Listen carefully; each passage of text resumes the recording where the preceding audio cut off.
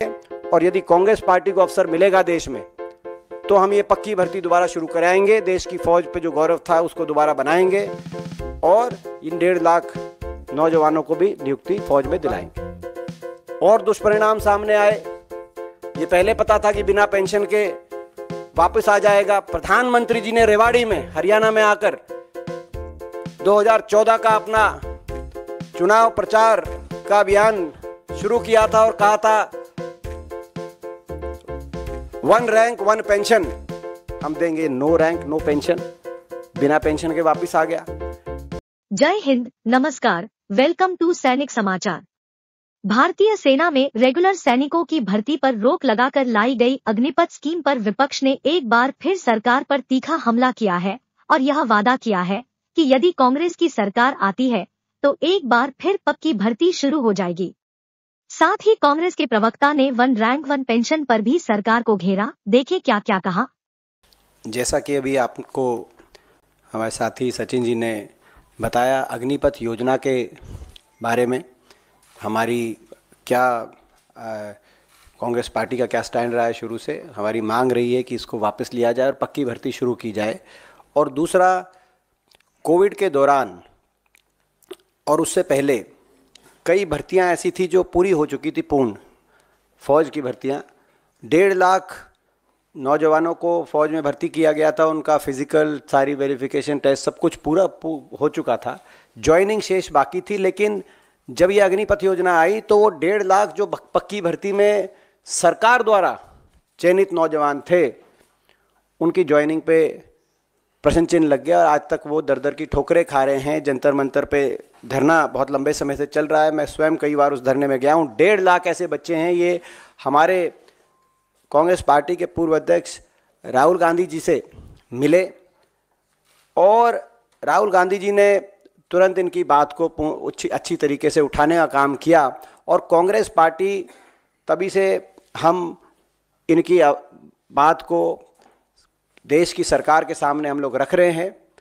आज जैसा कि अभी बताया था सचिन जी ने, ये लेटर हमारे कांग्रेस के अध्यक्ष श्री मल्लिकार्जुन खड़गे जी ने ये लेटर राष्ट्रपति जी, महामहिम राष्ट्रपति जी के नाम, और उनसे ये आग्रह कि इन 1.5 लाख चयनित फौजियों को, आपकी सरकार और आपकी फौज द्वारा चयनित फौजियों को ज्वाइनिंग मिले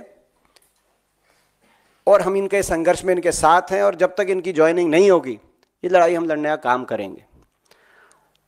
अग्निपथ योजना को लेकर हम सरकार से सबसे पहले मैं सवाल पूछना चाहता हूं आपके माध्यम से कि ये योजना लाई जाए, ये किसकी मांग थी? आखिर किसकी मांग पे अग्निपथ योजना आई? ये निश्चित तौर से देश की फौज की मांग नहीं हो सकती, क्योंकि ये देश की फौज, देश का एकमात्र ऐसा संस्थान जिस पे हर देशवासी को गर्व है।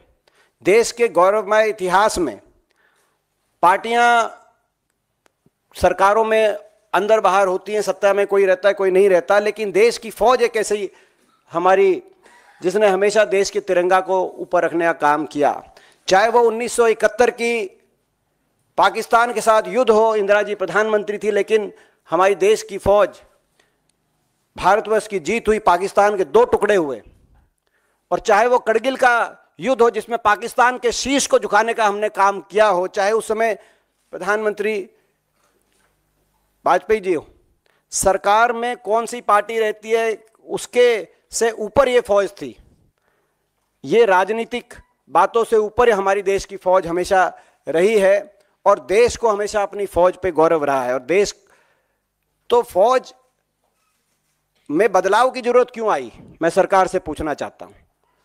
ना तो देश के नौजवान ने मांग करी, वो देश का नौजवान जो सुबह 4-5 बजे उठकर अपने खेत से निकलता है, स्टेडियम में, खेत में दंड बैठक करके रेस लगाता है, तैयारी करता है, देशभक्ति का भाव जिसके दिल में कूट कूट के भरा है, ना तो उस नौजवान ने मांग करी, ना देश की फौज की तरफ से कोई मांग उठी। तो देश के हमारे general, former chief of army staff general MM Naravane ji ने कहा कि ये एकदम से आश्चर्यचकित करने वाला फैसला था।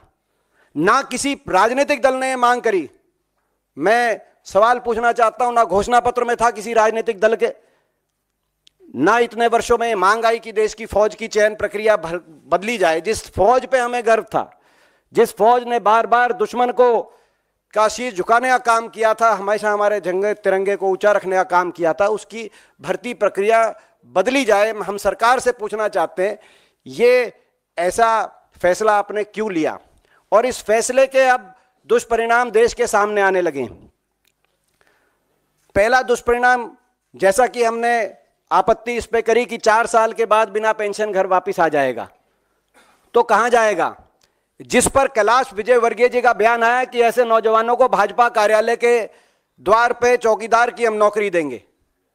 मैं बता देना चाहता हूं भारतीय जनता पार्टी वालों को, ये देशभक्ति का भाव, आप देश की फौज पे राजनीति करना चाहते हैं, लेकिन देश की फौज में जो नौजवान जाता है जिस देशभक्ति के भाव से, वह आपके कार्यालय के बाहर 4 साल के बाद आकर चौकीदार के भाव बनने के भाव से नहीं वो जाता, वो देश के लिए सर्वोच्च निछावर करने की बात का अपने मन में सोच के जाता है।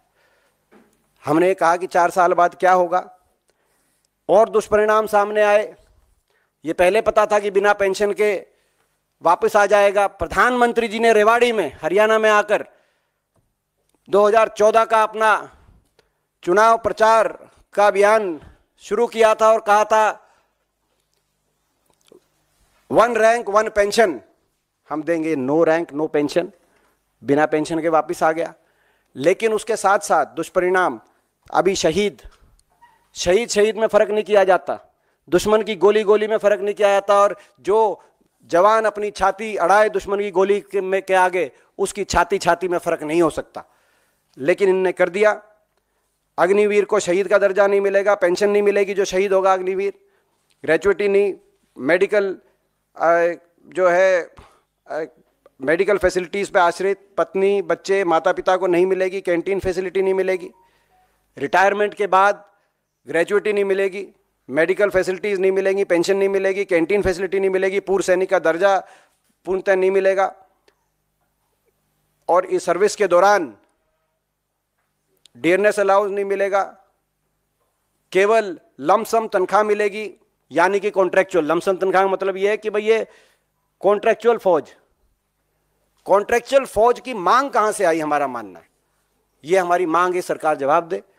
उसके बाद एक और इसमें एक पहलू, देश की फौज को, जो सशक्त हमारी फौज थी, उसमें कैसे क्या असर होगा दूरगामी इसका, उसका दुष्परिणाम सामने आ रहा है। जहां 60 से 65 हजार की भर्ती हर साल होती थी, वहां 45 हजार अग्निवीर लिए गए पिछले वर्ष। इस अगर भर्ती की रफ्तार को इसी रेट से आगे बढ़ाया जाएगा तो 14 लाख की हमारी फौज घटकर 8 लाख की फौज हो जाएगी 10 वर्ष के अंदर। तो देश की फौज पे दुष्परिणाम सामने आ रहे हैं, और जो भर्ती किए जा रहे हैं नौजवान, उनका क्या मनोबल रहेगा, इसका अंदाजा इस बात से लगाया जा सकता है कि बहुत से जो ट्रेनी थे अग्निवीर, वो ट्रेनिंग छोड़ के वापस आ गए। तो फौज का क्या मनोबल रहेगा, उसका दूरगामी प्रभाव देश की फौज पे, देश की सीमा सुरक्षा पे क्या असर पड़ेगा, इस बात को लेकर हमारे को चिंता है। और बहुत से ऐसे प्रदेश जैसे हरियाणा प्रदेश, हमारे प्रदेश में नौजवानों के दिलों में जज्बा, देशभक्ति का जज्बा, देश के लिए सर्वोच्च निछावर करने का जज्बा, सुबह उठ के कड़ी परिश्रम, मेहनत, प्रैक्टिस, दंड बैठक, रेस, अपने गांव में, अपने शहर कस्बे में जो नौजवान लगाता था कि देश के तिरंगे में लिपट के अगर मेरा शरीर कभी शहीद होके अगर वापस आए तो वो मेरे लिए गौरव का विषय होगा। उस देश में, उस प्रदेश, हरियाणा जैसे प्रदेश में, जहां हर साल आज़ादी के बाद से 2019 तक 5,500 की हमारी पक्की भर्ती होती थी, आज वो पिछले वर्ष केवल 964 अग्निवीर लिए गए, जिसमें से 722 वापस आ जाएंगे, केवल 210 के करीब पक्के किए जाएंगे। कहां 5,500 की पक्की भर्ती है जैसे हरियाणा जैसे प्रदेश में, और कहां केवल 210 की पक्की भर्ती प्रति वर्ष। ये कितना, मैं समझता हूं कि जहां हमारा नौजवान देश की सीमाओं पे जाकर अपनी जान हथेली पे रख के देश की सुरक्षा करता था, आज वो डंकी के रास्ते दूसरे देशों की सीमाओं पे गैर कानूनी इलीगल इमिग्रेशन के माध्यम से उन सीमाओं के अंदर जाकर वहां पे मजदूरी करने के लिए मजबूर हो रहा है।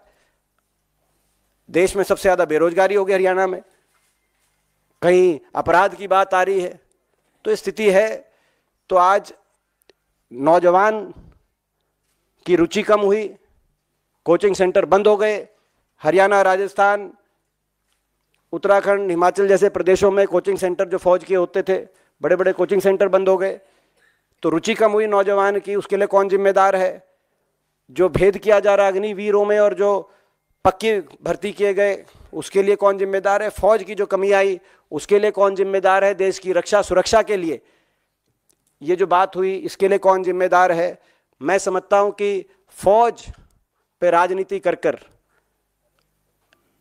आप राष्ट्र की बात नहीं कर सकते, राष्ट्रहित की बात नहीं कर सकते।